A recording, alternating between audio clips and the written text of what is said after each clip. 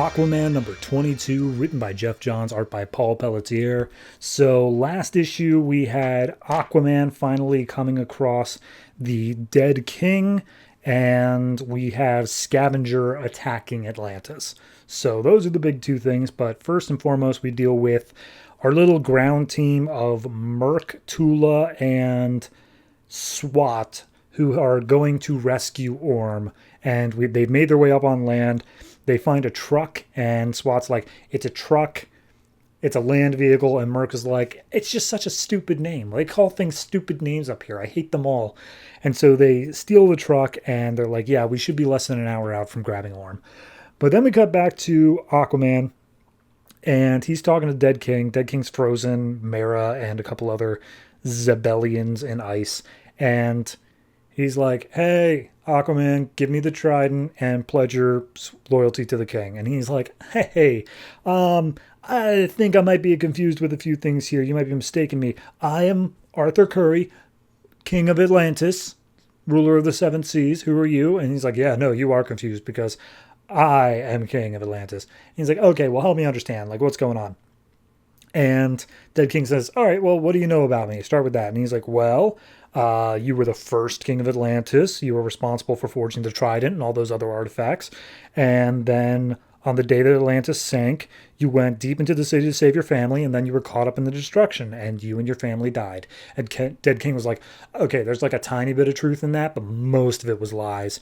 And then Aquaman's like, okay, regardless of what's going to happen next, you got my girlfriend in the ice. I need you to let her out now. And he summons a bunch of sharks. And Dead King just immediately starts fighting him off, no problem. And just like, bro, I knew about your existence because of your telepathy. Don't try to use it against me. How dare you? But Aquaman uses his busyness with the sharks to break Mera out of the ice, and she's like, hey, no, I could hear his voice. He was about to tell you the whole truth about everything right before you broke me out. And he's like, yeah, that's great. I need you up and at him. Are you good? And she's like, yeah, no, I'm good. What's up? So then we cut back to Atlantis, where obviously Scavenger has launched his attack, and basically he's just waiting for Aquaman. He keeps on attacking and he's going around. All of his guys are fighting Atlanteans, some of them more successfully than others.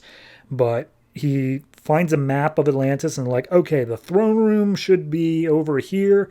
That's where we're going. And so they make their way over. We see that the jail is being bombed. Not on purpose, they're just bombing it. And Volko manages to get out of his cell. He's free and he's looking around like, where's Arthur? But then two of the guards find Volko, and they're like, we could kill him now and say he died in the explosion. There's no way that Arthur is going to put him to death. We could do it now and blame that. And they're stopped by seemingly the ruler of the guard named Ern. And Ern's like, go defend the city, you idiots. I'll take care of Volko. And Volko's like, thanks, Ern. He's like, don't think I did it because I like you. You suck. But laws are laws, and I'm going to defend the laws of Atlantis. So, tally-ho.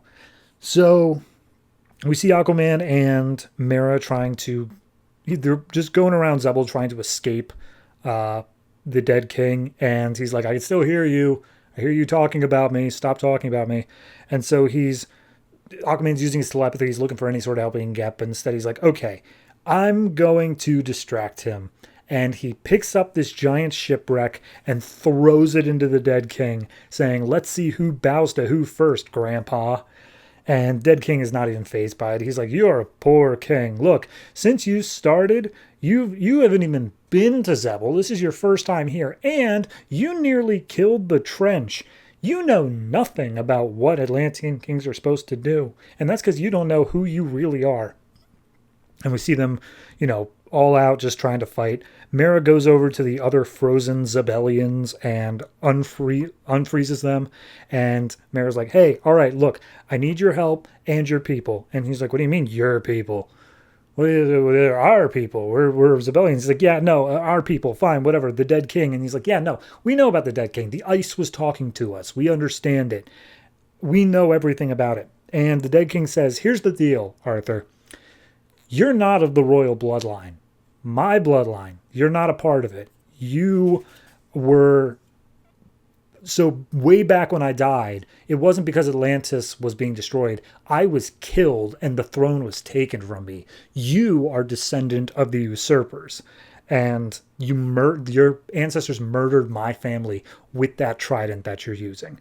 So at that point, we see Scavenger has reached the throne room and he's just sitting himself on the throne. And he's like, and now we wait for Aquaman. We see the Atlanteans going after Orm have arrived at Belle Reeve, so they're going to get him. And Mara's arrived with the Zebellians saying like, hey, Dead King, you get away from, because we're here and we're going to fight you. And then all the other Zebellians are like, no, we're going to kneel because he's the true king of Atlantis. So, yeah, a lot going on. I mean, I'm into it, but it still feels like I don't know the stakes really yet. It just seems like the stakes are more so of Aquaman might have to give up the throne if like enough people recognize it. And obviously the Dead King seems like he's going to do some other bad stuff. But like, I don't know. I just, between the three plots going on, four if you count Volko, I'm not sure which one seems like the biggest stakes. I would have said the Dead King up until this issue, but since Scavenger is now attacking Atlantis, like, that seems pretty bad. That seems like a really big deal.